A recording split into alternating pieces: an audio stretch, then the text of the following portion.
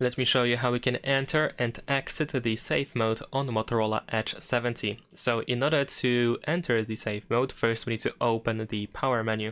So I'm gonna go to quick settings or the control center, and over here we can tap on this power button to open the power menu. And now we need to press and hold our finger on power off. If you hold it for like a second, you will see this prompt where we can reboot to safe mode. So we're gonna tap OK, and we need to wait for the phone to restart.